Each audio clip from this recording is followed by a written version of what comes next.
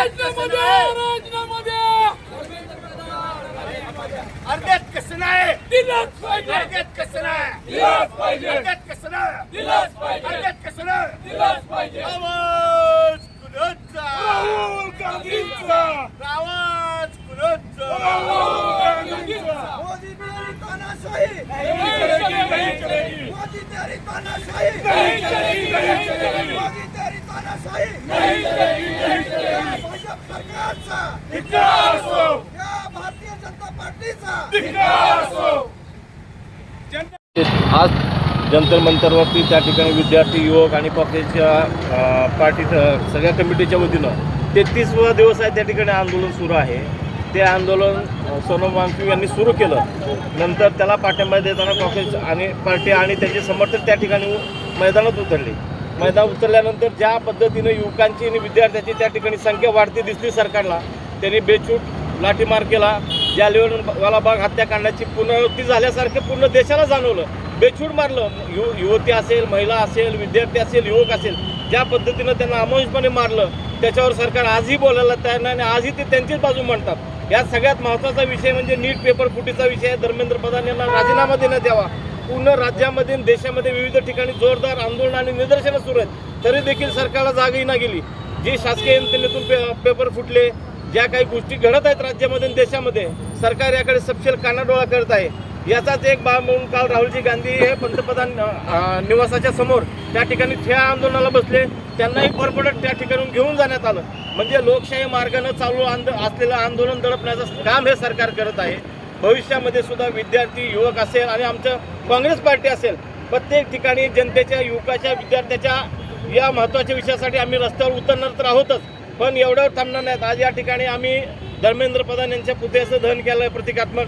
हे संदेश हाच आहे की तुम्ही रीतसर राजीनामा द्यावा, दिशाभूल करू नका. तुम्हाला सत्तेची मस्ती आलेली आहे. हे सगळ्यांना प्रत्येक स्तराला हे डिस्टर्ब करतायत आणि याचे एक भाग म्हणून आम्ही या ठिकाणी याचे आंदोलन केलेलं आहे. सदाभाऊ खोत यांनी विद्यार्थ्यांच्या आंदोलनाला आतंकवादी असं म्हणजे बोललेलं आहे. सदाभाऊ खोत हे मुळातच चळवळी संघटून आलेला माणूस आहे, पण भान हरपलेला माणूस आहे. विद्यार्थी आणि युवकाबद्दल जी भाषा वापरली ते आतंकवादी आहेत का तुम्ही प्रेसवाले बघताय. आपण काय बोलतो काय नाही, पण एखाद्या नेत्याचं लालन चालन करायच्या दृष्टीनं त्यांनी हे दिलेलं विधान आहे. काल राहुल गांधी यांनी धर्मेंद्र प्रधान यांच्याबरोबर नरेंद्र मोदींनी बी राजीनामा द्यावा अशी मागणी केली. नेमकं काय 2014 पासून नरेंद्र मोदी देशाच्या सत्तेत आहेत आणि असा कुठला स्तर सोडला नाही की तो स्तर त्यांनी डिस्टर्ब केला नाही. केंद्रात, राज्यात, देशात सर्वत्र सत्तेवर तेच आहेत, तरी देखील आमदार फोड, मंत्री फोड, विविध संघटना फोड आणि जे देशामध्ये घोटाळे होत आहेत, काही कंपन्या, सरकारी कंपन्या विकल्या आणि आज शेतकऱ्यांचा प्रश्न एवढा गंभीर आहे, सरकार बघायला तयार नाही. विद्यार्थी युवक जंतर मंतरवर 33 दिवस झालं बसलेले आहेत, बघायला तयार नाही. उलट त्यांच्यावर लाठीचार्ज झाला आणि पोलिसांच्या मार्फत करण्यात आला आणि तेवढं करून ते गबसले नाहीत तर मूर्ख हा शब्द त्यांनी वापरला धर्मेंद्र प्रधानांनी. त्याच्यामुळे आम्ही त्याचा या ठिकाणी निषेध करतो.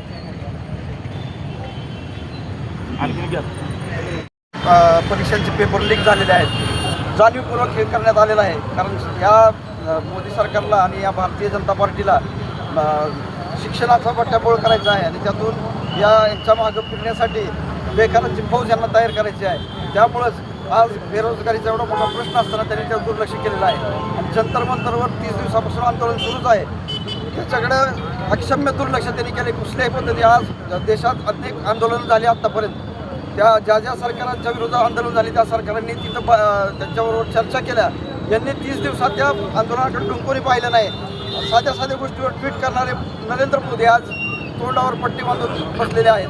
काँग्रेस पक्षानं मागच्या जवळपास नीटच्या परीक्षा फुटीपासून जोरदार आंदोलन केलेलं आहे. त्याचं कुठेही या सरकारला काही त्यांनी त्याच्यावर ॲक्शन घेतलेलं नाही. धर्मेंद्र प्रधान यांचा राजीनामा एवढं एक मागणी घेऊन अनेक दिवस सोनम वांगचुक तिथं उपोषणाला बसले.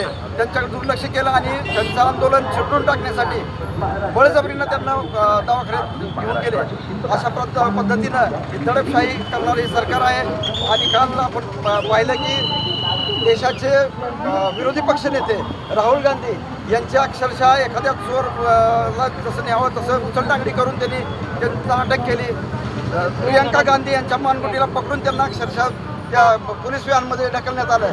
एवढा मोठा अन्याय करणारं सरकार आजपर्यंत या देशातच नव्हे जगात कुठं झाले नसेल. अशा सरकारचा आता आम्ही केवळ धर्मेंद्र प्रधानच नाही तर नरेंद्र मोदी यांचा राजीनामा द्यावा अशी आमची आता मागणी आहे. नरेंद्र मोदी यांनी राजीनामा द्यावा, ही पुढची खालाही करावी, कारण हे देश सांभाळण्यासाठी या युवकांचे प्रश्न सोडवण्याची क्षमता त्यांच्यामध्ये नाही हे यात सिद्ध झालेलं आहे.